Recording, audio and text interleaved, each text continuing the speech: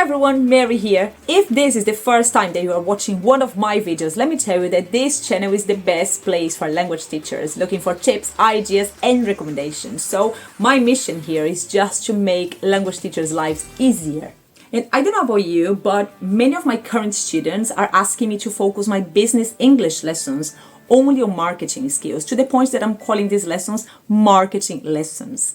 It just seems like everyone around me is involved in some type of marketing role or task. And I think with remote work, this is becoming like very common, people going online and working with social media, affiliate marketing, some of my students are copywriters. There's definitely room for teachers that want to specialize in this area and work with these kind of students. And given that I've got a very strong foundation in marketing, because I've been doing affiliate marketing, social media, copywriting for many years as a side hustle, I've created loads of activities that will help students improve their language skills at the same time that they improve their marketing skills. And these activities are great. You can use them in general lessons as well. It doesn't need to be a specific student, looking for marketing skills, because they are super nice for critical thinking, they are engaging and they are fun. So I will show you 5 of my favorite activities today. The last one is actually my favorite one. And let's just go straight to number 1. I call it Guess the Brand. So first thing, you have to have this discussion, this conversation with your student, talking about what a brand is. So a brand is not only about, having a logo or colors that define that brand. A brand is much more than that, and several key elements constitute a brand. So you need to think about visual identity, but you also need to think about the connection that this brand has with the customers, or the sensory perception that people have. Or maybe, if you think about brands that since you were a child, you're going to remember maybe songs that they used or things that they made you feel when you were a child.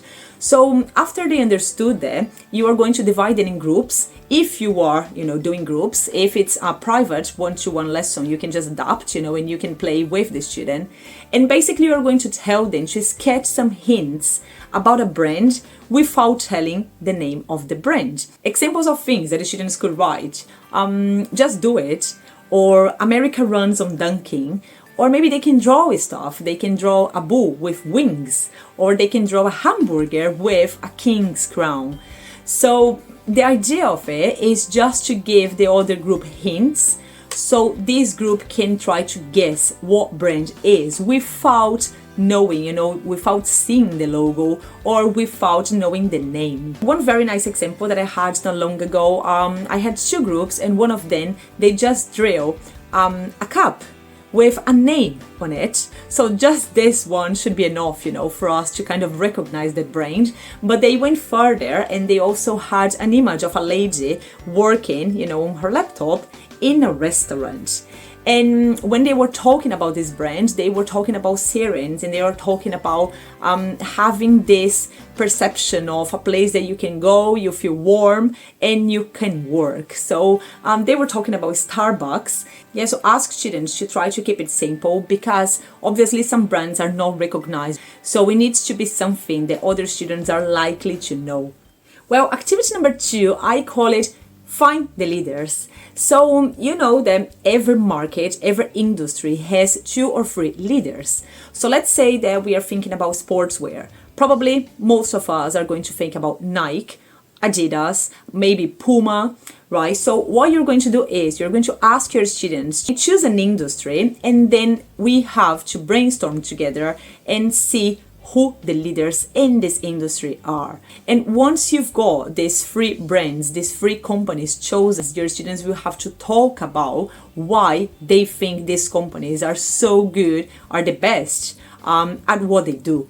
So why is someone buying Nike instead of buying a local, a local brand? So are they cheaper, than others? Or the quality of the materials, is it better? So the idea is basically to understand why the best are the best. And if you are, working for a company, for example, you are teaching students, they are working for the same company, you can even try to transfer, these ideas to their own work. So what could you do to imitate these companies that could benefit your current company? So sometimes people come up with very nice ideas, and this could be very useful for, apart from critical thinking, language, it can be very useful for their own life. Okay, so activity number 3, I call it the phases of brand experience. So we are going to consider 3 phases: the pre-purchase, the during the purchase, and the after purchase.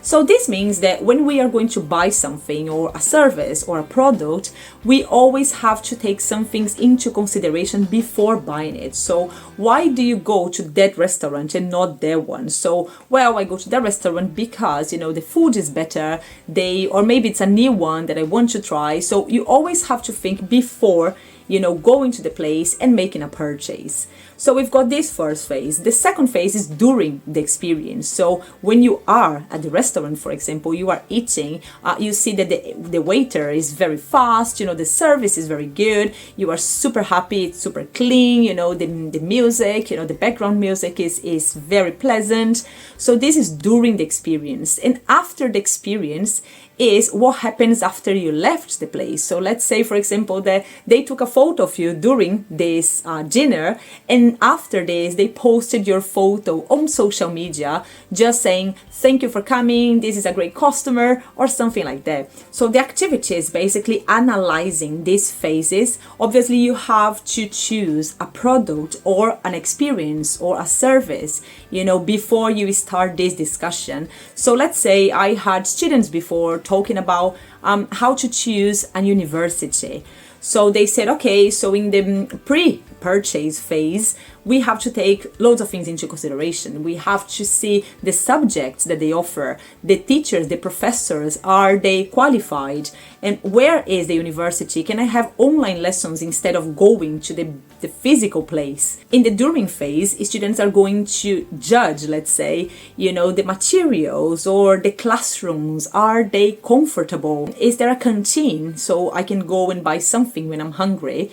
And the after purchase would be, let's say, for example, I finished my course 6 months ago, they still haven't sent me my diploma, I don't have my certificate, or maybe, I need references from teachers, because I've got a job offer, I need these references and they are not responding. So this would be the after purchase. This is super nice because we buy stuff every single day and we have to make these decisions every single day, and we don't really think, further into them. So that's a very good analysis, and this can help them bring, some tips, useful stuff to their personal lives and also to their work, their current work. Okay, so activity number 4, I call it how to make your brand stand out.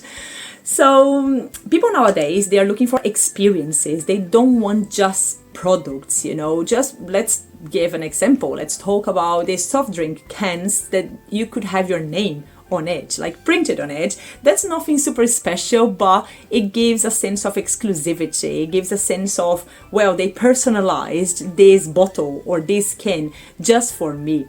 So taking this into consideration, you can just brainstorm with your students, first discuss if they've had experiences with this type of services. So let's say, I think it's in Dubai, there is like a 7-star hotel, whatever that means, but for sure I would be very special. I would be feeling very special, if I went to a 7-star hotel. For sure they do very personalized stuff and I would feel very exclusive.